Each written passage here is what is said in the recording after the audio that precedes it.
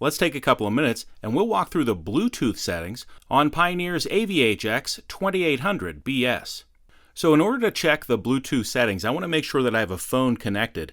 And I can see right now that I have a phone connected because the Bluetooth logo here is lit up in blue, and my Nexus 5 phone here is connected through Bluetooth.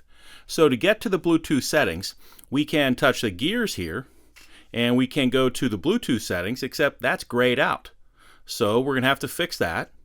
We'll hit the X. We could also go here to the telephone settings, and we could hit the gears, but the gears are grayed out here. That's the settings there. So we're going to hit the X and engage the parking brake. When we engage the parking brake, I can touch the gears, and here you can see my Bluetooth settings are available. I'll hit the X here. I can also get to my Bluetooth settings by touching the telephone button, and you can see my gears are lit up when the parking brake is engaged, and we'll get to the Bluetooth settings. So the first thing we see here is the connection setting, and we can use the connection setting to search for other devices by using the magnifying glass here to search for other phones to connect to the system. We can see what phones are connected, and you can see my Nexus 5 is the actively connected phone right now. Now if I wanted to get rid of this phone out of the memory, dump it out, just hit the trash can, and it'll be erased from the memory, and we can connect some other phones in. So we'll go up right now. And next up we see Auto Connect. We can switch Auto Connect on or off.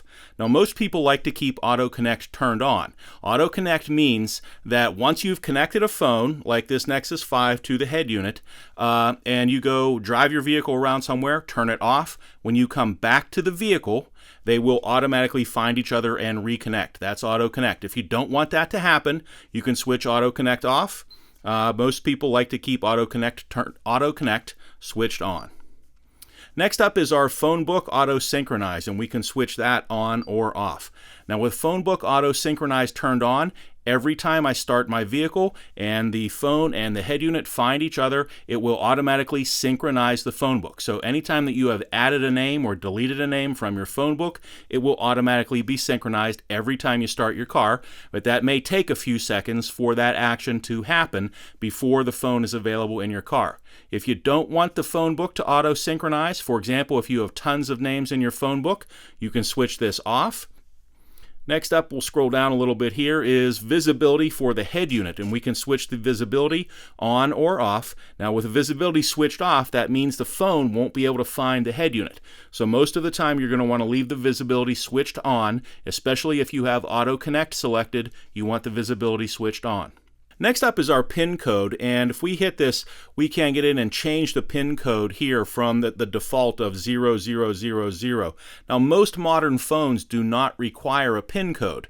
They will generate a pairing code, and you can compare that from the head unit over to the phone when they are first connected, but no PIN code is required to operate. If your phone, if you have an older phone and it requires a PIN code, this is the number to put in, and you can change that if you want to. If you're looking for information about the in-dash receiver, device information, you can open this window. It tells you the name of the product, the model name, and the Bluetooth address for the product. We'll go back up. Let's scroll down a little here. Next up, we have Auto Answer, and right now Auto Answer is turned off. Most people like to keep Auto Answer switched off, and that means that if it's on, when the phone rings, it will automatically connect to the head unit, and you'll be connected on a phone call. Usually, I like to see the caller ID of the person coming in on the screen before I answer the call. So I will leave Auto Answer turned off.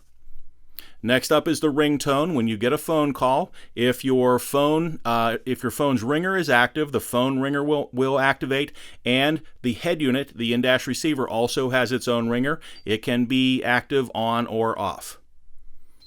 Let's scroll along here.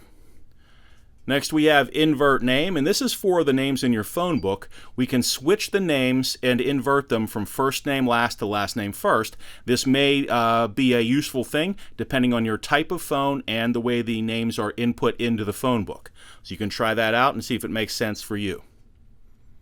Next up we have Bluetooth Memory Clear, and here we can dump all the memory out of the Bluetooth system in the head unit and just start over. So if you've had a lot of phones in and out of your system, you can do a Bluetooth Memory Clear and basically start over. Next up we have Bluetooth Software Update, and you can see that's grayed out right now. Bluetooth software update means that if there is a Bluetooth software update available for your particular product, check on pioneerelectronics.com under your particular product model number, download the Bluetooth software update, put it onto a USB thumb drive, and insert it into the system. If it's a valid update, this will light up and let you activate that software update.